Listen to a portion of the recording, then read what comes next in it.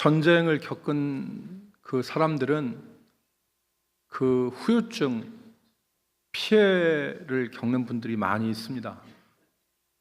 그 폭탄 증후군이라고, 폭탄 충격 증후군이라는 게 있는데, 자기 주변에서 폭탄이 터지는 것을 경험한 사람들은 그 후유증으로 시달린답니다.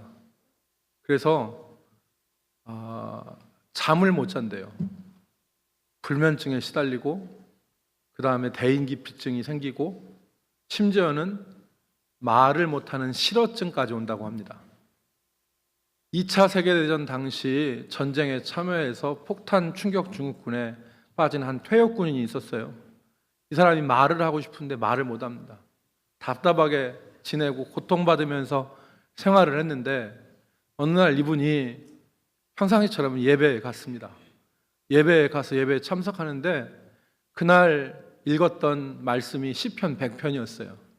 우리가 잘 아는 말씀인데, 그 시편 100편을 읽었을 때 그 말씀이 마른 스폰지가 물을 빨아들이듯이 이 사람이 그 말씀을 그냥 받아들였어요. 아멘 했어요. 여러분, 시편 100편 1절부터 5절에 있는 말씀을 우리 한번 같이 보시겠는데, 우리가 잘 아는 말씀입니다. 우리가 아멘할 수 있는 말씀이고, 우리가 우리의 신앙을 고백하는 말씀이에요. 시편 100편 1절부터 5절을 제가 읽으면, 온 땅이여 여호와께 즐거운 찬송을 부를지어다.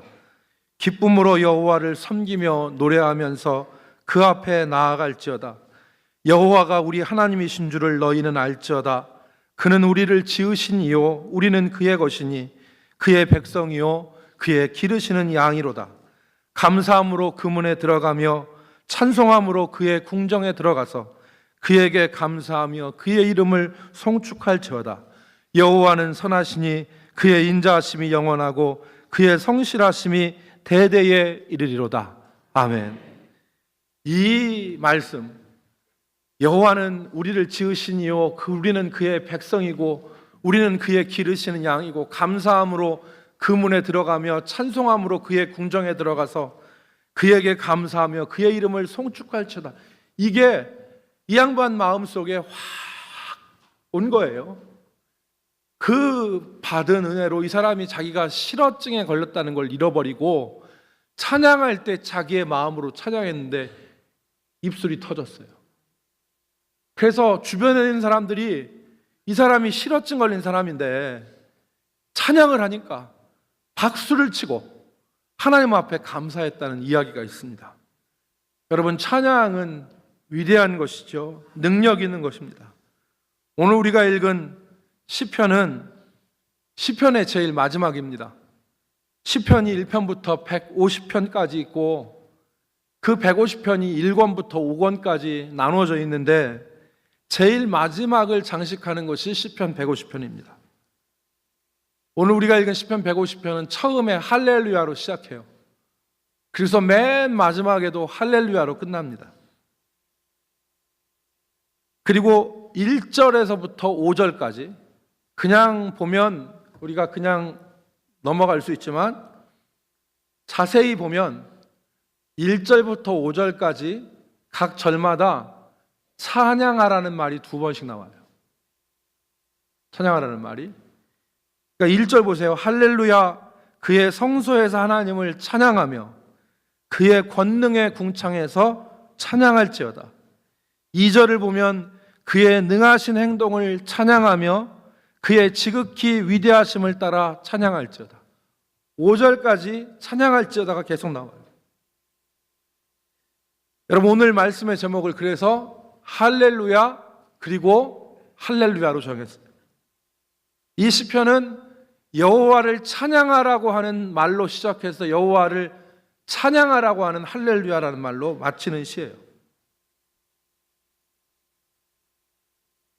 얼마 전에 TV에 소설가 김훈 씨가 나와서 대담을 하는 걸 잠깐 들었는데, 그 남한산성의 원작자 아니에요?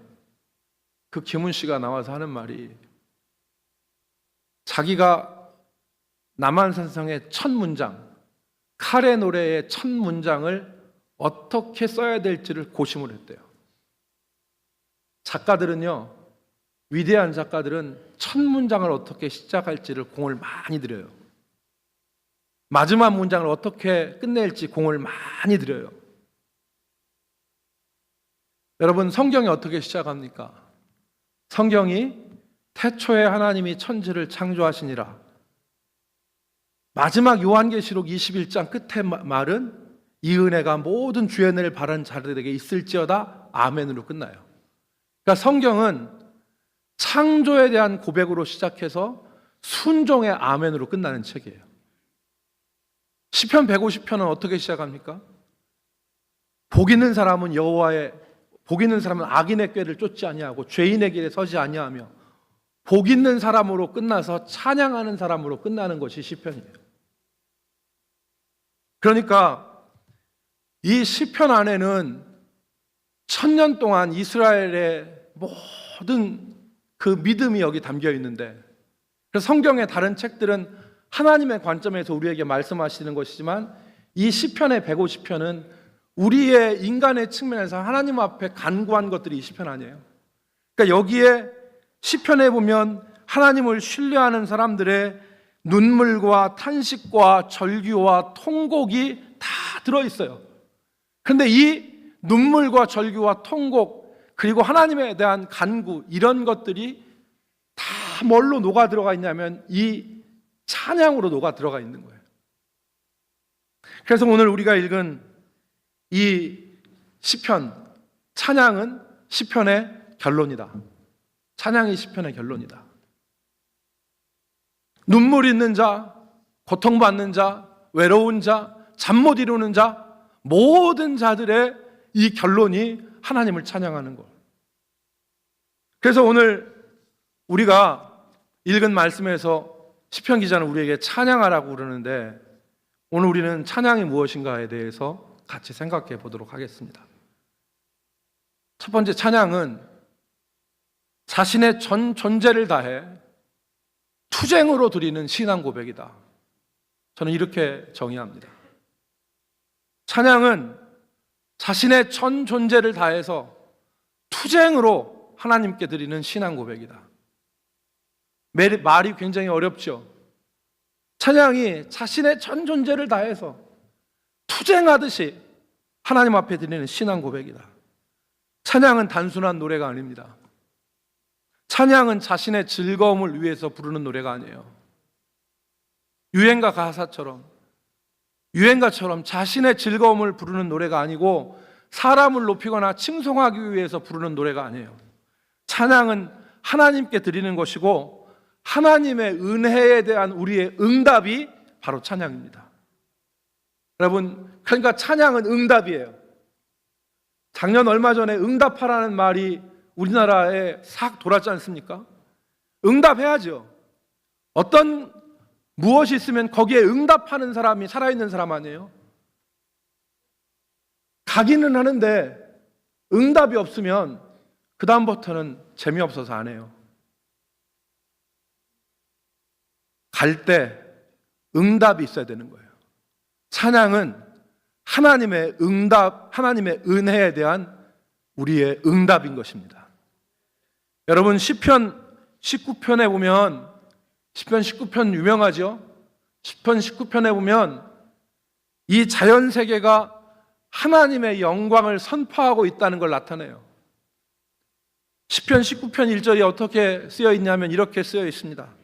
하늘이 하나님의 영광을 선포하고 궁창이 그의 손으로 하신 일을 나타내는도다. 여러분, 하늘이 하나님의 영광을 선포한대요. 피조된 세계가 하늘이 하나님의 영광을 선포하고 궁창은 히브리 사람들이 옛날에 하늘 위에 하늘이라고 생각하고 그 위에 있는 세계라고 생각했는데, 이 궁창은 한마디로 얘기하면 자연세계를 말합니다. 이 자연세계가 하나님이 손으로 하신 일들을 나타내는도다. 그런 고백이에요. 그러니까 하늘과 궁창 안에 있는 해와 달과 별, 모든 피조물들이 하나님의 영광을 드러내고 있다. 여러분, 하나님은 이 세상을 창조하실 때 선하게 창조하셨어요. 그래서 반짝이는 저 태양, 저 은빛 나는 고운 달, 그리고 흐르는 시냇물, 그리고 오묘한 구름과 많은 자연들이 하나님의 영광을 선포하는 것 같고 그가 하신 일들을 드러내는 것 같다는 것을 시편 19편 기자는 본 거예요. 그런데 여러분, 그래서 이들이 하나님의 영광을 선포하고 하나님의 하신 일들을 나타내는데, 여러분 한번 여쭙겠습니다. 하나님이 엿새 동안 창조를 하셨는데 이 창조의 절정, 클라이막스가 어디에 있습니까? 하나님이 무엇을 만드셨을 때 하나님의 창조 사역의 절정이 드러났습니까? 해를 만들 때였습니까? 달을 만드실 때였습니까? 하나님의 창조의 절정은 사람을 창조하실 때였어요. 엿새 동안 사람을 창조하실 때 하나님의 창조의 클라이막스가 이루어진 것이죠. 그러면 반대로 모든 해와 달과 별이 하나님의 영광을 선포하고 하늘이 하나님의 영광을 선포하고 궁창에 그가 손으로 하신 일들을 나타내는데, 하나님의 이 영광을 선포하는 것의 절정은 어디에 있어야 돼요? 인간의 찬송이죠. 인간이 하나님을 소리 높여 찬양하는 것이 하나님의 영광과 그가 드러내신 일의 절정인 것이죠. 여러분, 그래서 하나님은 우리의 찬양을 기뻐하시는 거예요. 우리 찬양을. 여러분, 모든 사람들이 미소를 지어주면 여러분 기분 나쁩니까? 좋습니까? 좋죠. 미소를 딱 지어준다. 그럼 좋아요. 옆에 계시면 한번 미소로 한번 해주십시오. 빙그레 한번 웃어보십시오. 아, 기분 나빠 죽겠네, 이렇게 하는 사람 없어요. 아주 싫어하는 사람이 웃으면 그럴 수도 있죠. 근데 여러분, 옆에 계신 분한테 사랑합니다 이렇게 얘기해 보세요. 사랑합니다 얘기해 보세요. 얼마나 좋아요. 이게 싫지 않잖아요. 그런데 미소를 보이고 사랑합니다 하는 거를 누가 할 때 제일 좋냐면, 내가 좋아하는 사람, 내가 사랑하는 사람이 나한테 해줄 때 기분 좋은 거예요. 그렇잖아요. 자식 키울 때 재미하고 손자 키울 때의 재미가 다르다고 합니다.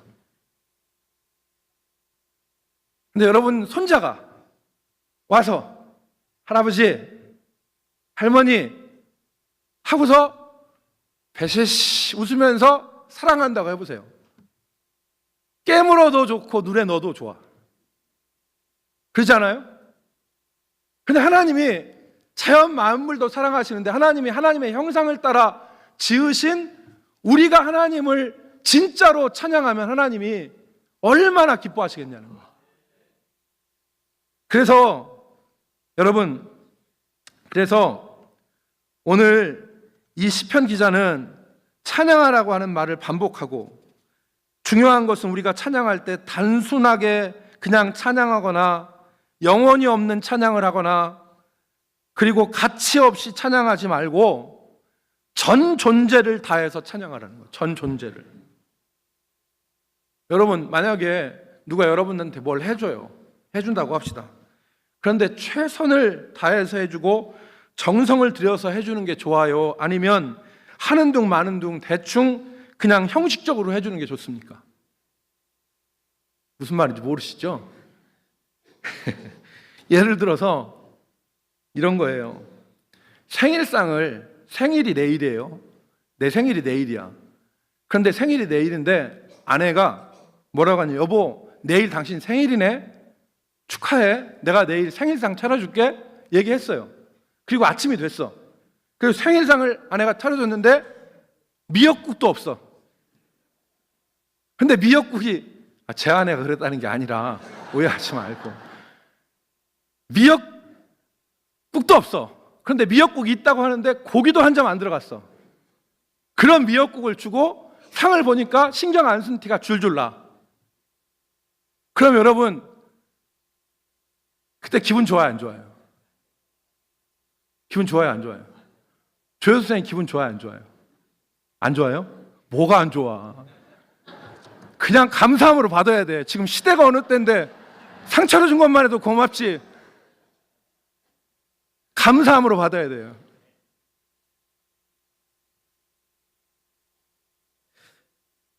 감사합니다 하고 받아야 돼요. 감사합니다 하고. 남자들 아시겠죠? 감사합니다 하고 받아야 돼. 고기에 미역국에 고기 안 들어가도 상 차려주신 것만 해도 감사한 거예요. 여러분, 오늘 성경이 우리에게 말씀하시는데 찬양할 때 대충 하지 말고 건성으로 하지 말고 전 존재를 다해서 찬양하라는 겁니다. 여러분, 오늘 3절부터 5절에 있는 말씀을 보세요. 3절에 보면 거기 뭐라고 하면 나팔 소리로 찬양하며, 나팔은 악기인데 악기의 구분으로 하자면 이것은 관악기예요. 관악기. 지중기사님 그렇죠? 나팔은 관악기야. 그리고 두 번째니까 비파와 수금으로 찬양하라 그랬어요. 비파와 수금은 오늘날 바이올린과 같은 현악기예요. 소고 치며 찬양하라고 했는데 4절에 소고는 두드려서 하는 악기이기 때문에 타악기예요. 그러니까 현악기, 관악기, 그리고 타악기가 다 동원됐어요. 오케스트라예요. 찬양할 때 그렇게 찬양하라는 거예요. 그리고 가장 좋은 악기는 인간의 몸이에요. 춤추며 찬양하라. 춤추며 찬양하라. 그러니까 목소리만 영혼 없이 그냥 하는 둥 마는 둥 해서 찬양하지 말고 너의 몸과 모든 것을 다 동원하여 하나님을 찬양하라. 그러니까 나팔 없고 퉁소 없고 재금 없고 그럼 어떡합니까? 이 얘기는 꼭 그것만 가지고 찬양하라는 얘기가 아니라 모든 전 존재를 다해서 하나님을 찬양하라. 그 말인 것입니다. 여러분, 왜 이렇게 전 존재를 다해서 찬양하라고 할까요? 그것은 찬양이 영적인 전투이기 때문에 그런 것입니다. 여러분, 영적인 전투다. 찬양은 영적인 전투다. 왜? 지금까지 이 사실을 몰랐을 수도 있어요. 그런데 찬양은 영적인 전투인데 하나님을 대적하는 사탄 마귀가 그 근본이 어디에서 시작됐냐면 찬양의 문제에서 시작됐다고 볼 수 있는 거죠. 왜?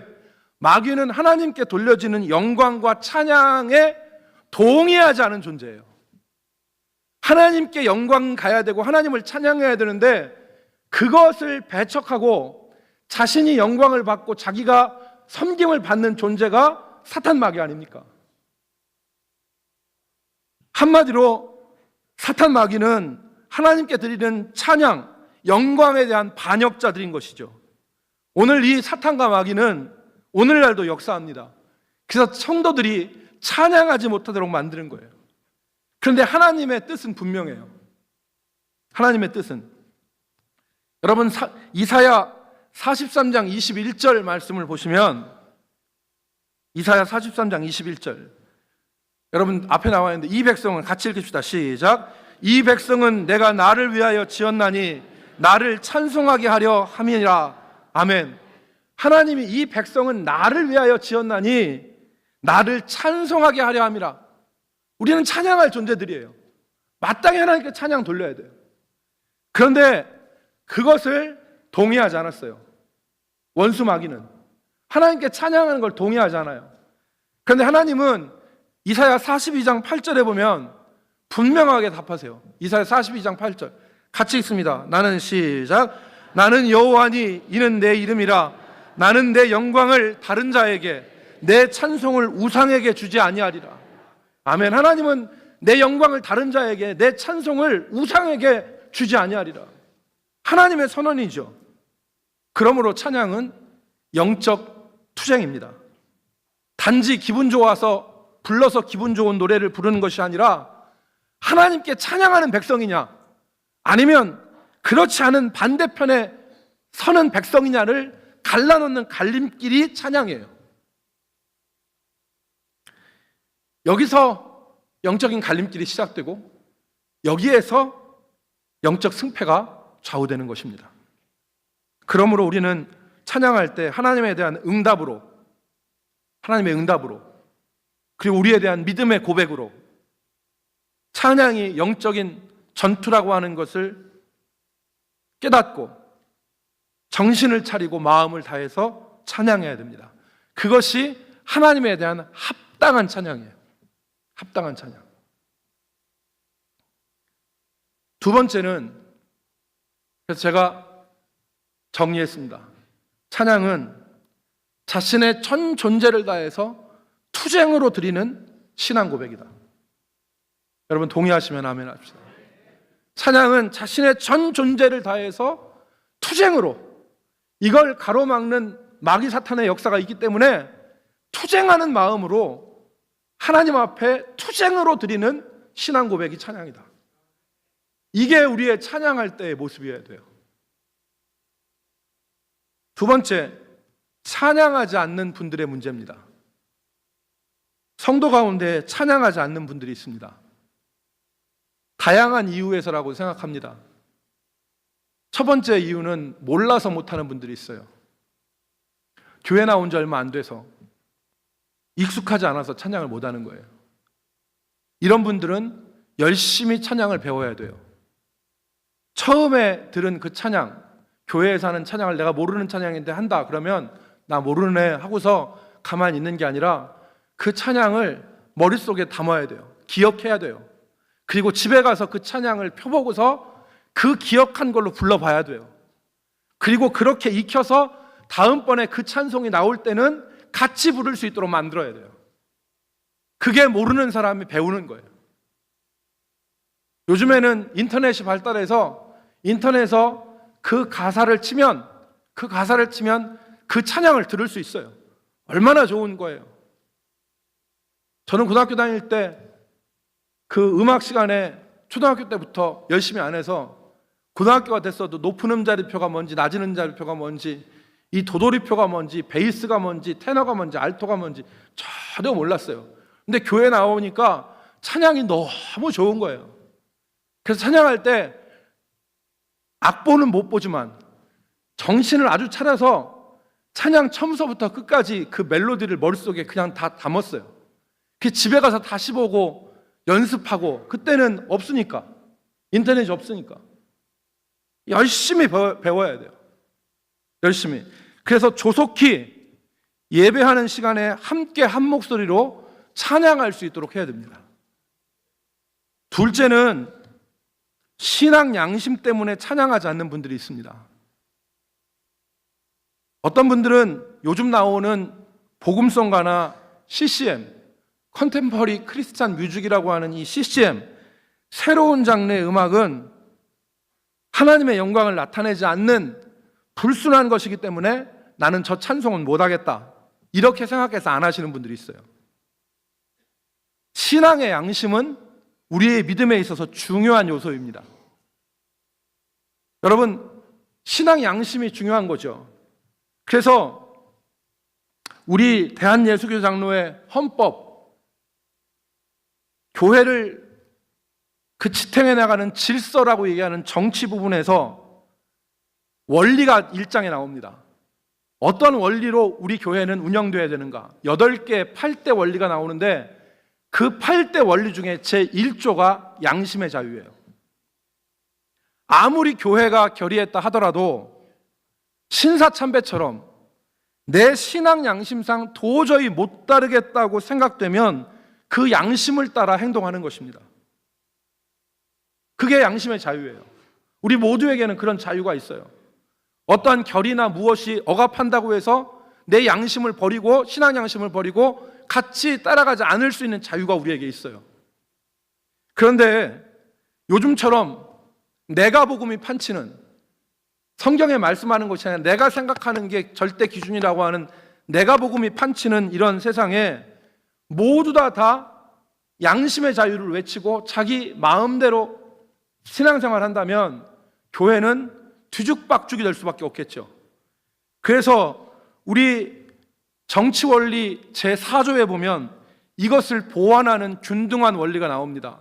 그 원리가 뭐냐면 진리와 행위와의 관계예요. 진리와 행위와의 관계. 모든 행위는 양심에 따라 할 수 있지만 그 행위는 진리에 부합해야 한다. 요즘에 사자성어가 된 내로남불이란 말이 있죠. 내가 하면 로맨스고 남이 하면 불륜이다. 그것처럼 자기의 행동을 정당화하는 비뚤어진 양심을 가지고서 행동하는 것이 진리에 맞아야 된다는 거예요. 그게 진리와 행위와의 관계예요. 그래서 이 진리와 행위와의 관계와 양심의 자유가 서로 보완이 돼야 됩니다. 우리는 그래서 교회에서 복음성가나 아니면은 CCM이나 익숙치 않은 다양한 장르, 오늘 찬양대가 하나님 앞에 올렸던 찬송도 새로운 장르죠. 지금까지 들어보지 못한 의미잖아요. 그죠? 새로운 장르잖아요. 이런 장르의 음악을 따라하지 않는 것이, 혹은 젊은 사람 가운데 늘 했던 구태의연한 찬송이라고 따라 부르지 않는 것이 신앙의 양심의 문제인지 아니면 내 기호의 문제인지, 내가 좋아하고 어떤 것은 싫어해서의 문제인지를 곰곰하게 생각해 봐야 됩니다. 정말 신앙의 문제인지 아니면 저가 내가 싫어서 안 하는 거인지.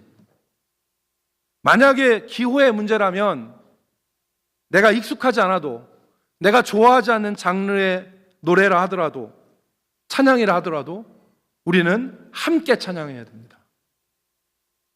여러분, 20대의 혈기왕성한 청년들이 군대 입대하면 제일 먼저 하는 일이 훈련이 무슨 훈련이냐면 제식 훈련이에요. 이 제식 훈련을 좋아하는 사람은 아무도 없습니다. 제식 훈련 좋아하는 사람이 누가 있어요? 남자들은 웃죠. 이 제식 훈련할 때 처음 갔을 때 제식은 어떤 건지. 좌양좌 우양우 뒤로 돌아, 좌양 앞으로 가, 우양 앞으로 가, 뒤로 돌아가. 그러면은 막 처음에 훈련한 데서 막 뒤죽박죽 돼요. 어떤 애는 막 이쪽 보고 하고 저쪽 보고 하고 막 뒤로 보고 앞으로 가고 정신없는데, 이 제식 훈련을 해야지 군인이 되는 거예요.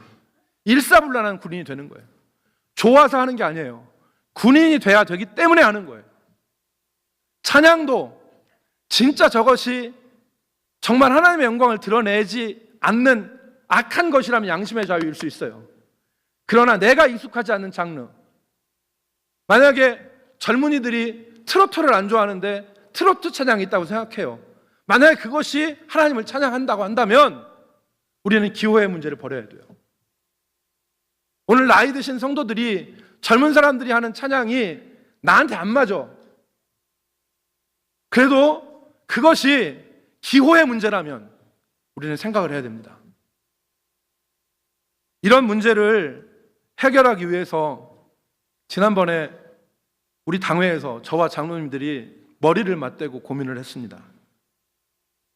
그래서 앞으로 우리 교회에서 부를 수 있는 찬송, 그래서 부를 수 있는 복음성가, 그래서 단지 여기에 찬송가에 있는 것이 절대 진리라고 생각하지 않고 정말 하나님의 영광과 우리의 신앙 고백과 우리의 믿음을 훼손하지 않고 하나님께 영광 돌릴 수 있는 곡을 선정해서 그것을 다 같이 부르게 하자.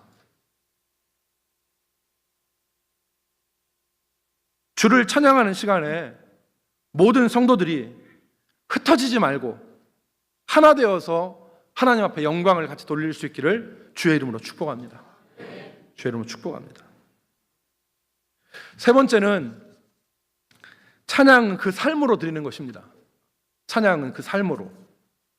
목소리로 찬양하지만 우리의 목소리로만 찬양하는 것이 아니라 우리의 삶으로 하나님께 찬양하는 것입니다. 여러분, 우리는 흔히 생각하기를 목소리로 찬양하는 것이 1순위고 삶으로 찬양하는 것이 2순위라고 생각하는데 아닙니다. 삶으로 찬양하는 것이 먼저이고 목소리로 찬양하는 것이 두 번째입니다. 삶으로 찬양해야 됩니다.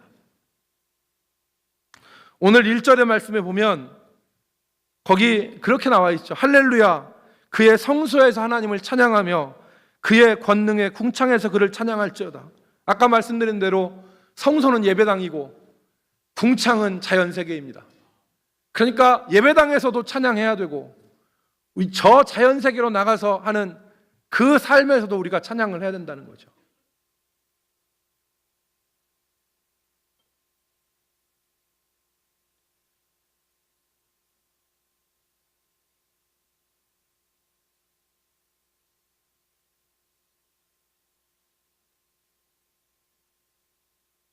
설교 시간에 이렇게 말 안 하면 긴장이 되죠. 설교 시간에 말 안 하면 긴장이 돼요. 잠깐의 휴지기도 필요합니다. 우리가 말 안 하는 게 한 5초밖에 안 되는데 5초도 안 됐을까? 5초밖에 안 되는데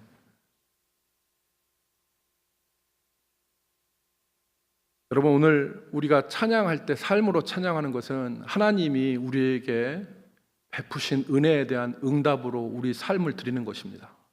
우리 삶을. 시편 147편 3절 말씀에 보면 우리가 모든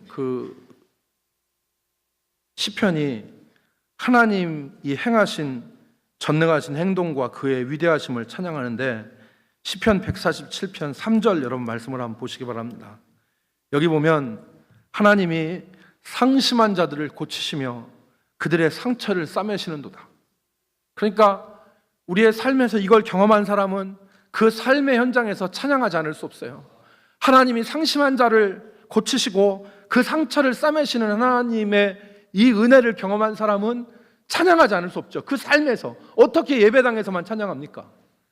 여러분 10절 보십시오. 10절에 보면 147편 10절과 11절에 보면 여호와는 말의 힘이 세다 하여 기뻐하지 아니하시며, 여기서 말은 짐승의 말입니다. 사람이 하는 말이 아니라 짐승, 말의 힘이 세다 하여 기뻐하지 아니하시며 사람의 다리가 억세다 하여 기뻐하지 아니하시고. 사람의 다리가 억세는 것은 힘이죠. 육체적인 힘. 말이 힘 있다는 것은 그가 가진 소유가 힘 있는 겁니다. 그렇지만 하나님은 그를 기뻐하시는 것이 아니라 11절에 여호와는 자기를 경외하는 자들과 그의 인자하심을 바라는 자들을 기뻐하시는도다. 이 하나님을 이런 하나님을 어떻게 찬양하지 않냐는 거예요.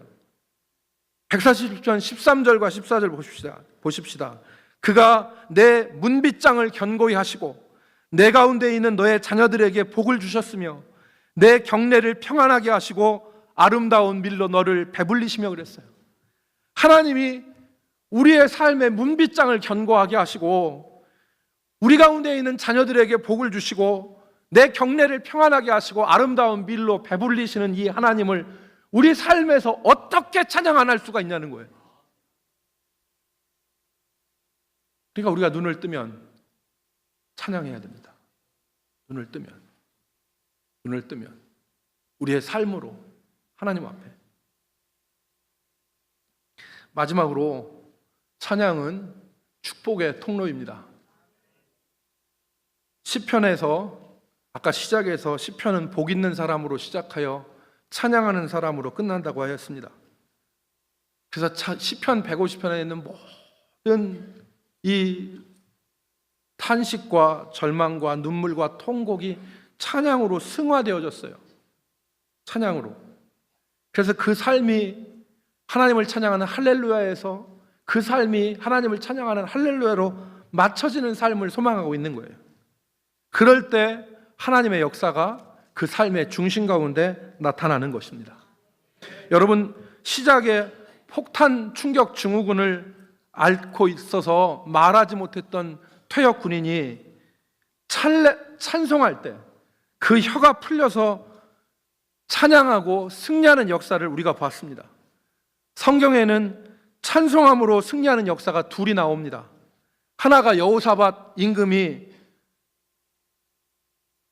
외침으로 인해서 국가적인 위기를 만났을 때 찬양대를 조직하고 찬양대를 군대 앞에 세워서 찬양했을 때이고, 두 번째가 바울과 실라가 빌립보 감옥에서 실컷 전도하다가 두들겨 맞고 발은 착고에 채워졌어도 한밤중에 하나님을 찬양한 찬양입니다. 그때 여호사밧의 군대는 그 전쟁에서 승리했고 바울과 실라는 착고가 풀어지고 그리고 옥문이 흔들려서 감옥에서 나올 수가 있었습니다. 여러분, 여호사밧의 찬송은 한마디로 정의하면 믿음의 찬송이에요. 믿음의 찬송. 도저히 찬송을 할 수 없는 상황이었죠. 자신들보다 수도 없이 많은 몇 배의 외적들이 와서 공격을 하는데 그때 어떻게 찬양이 쉽게 나와요. 그리고 찬양대를 군대 앞에 세웠어요. 총알바지도 아니고. 찬양대를 군대 앞에 세운다는 무모한 행동 아닙니까? 그런데 믿음으로 하나님을 신뢰하고 믿음으로 한 찬송이 여호사밧 찬송이에요. 바울과 실라의 찬송은 감사의 찬송이죠. 주께 주를 위해서 전도했는데 축복과 형통은 고사하고 오히려 실컷 두들겨 맞고 옥에 갇혀있는 이 고난을 당했을 때 하나님 앞에 찬송으로 입을 연 거예요. 이 찬송은 감사의 찬송이에요. 그러니까 오늘 우리의 삶에서 할렐루야로 찬송할 때에 믿음과 감사로 찬양하면 하나님께서 그 일생에 하나님의 놀라운 은혜를 채워주시는 것입니다. 여러분, 우리 모든 성도들이 찬송할 수 있기를 주의 이름으로 축복합니다. 아까 말씀드린 것처럼 자신의 전 존재를 다해 투쟁으로 하나님 앞에 드리는 신앙 고백이 찬양이라 그랬는데, 우리 모두가 다 함께 하나님을 높이고 하나님을 찬양함으로, 그래서 믿음과 감사의 찬송이 우리의 삶에 하나님의 역사를 보게 하는 귀한 이적을 일으키기를 주의 이름으로 축복합니다. 기도하겠습니다. 하나님, 오늘도 주의 백성들을 붙들어 주시고 예배에 나와서 하나님을 찬양하는 것이 어떤 것인가를 나눌 수 있도록 은혜 주심을 감사드립니다. 이제 후로 우리가 찬양할 때 우리의 전 존재를 다해 정말 영적 투쟁함 가운데 하나님에 대한 감사와 믿음을 고백할 수 있는 우리 성도들이 되게 하여 주옵소서. 그래야 할 때 묶여있는 것도 풀리게 해주시고, 그래야 할 때 가로막혀 있는 것도 열려지는 역사가 있게 하여 주시며, 하나님의 능력과 이적을 경험하는 우리 성도들 되게 하여 주옵소서. 예수님의 이름으로 감사하며 기도 올리옵나이다. 아멘.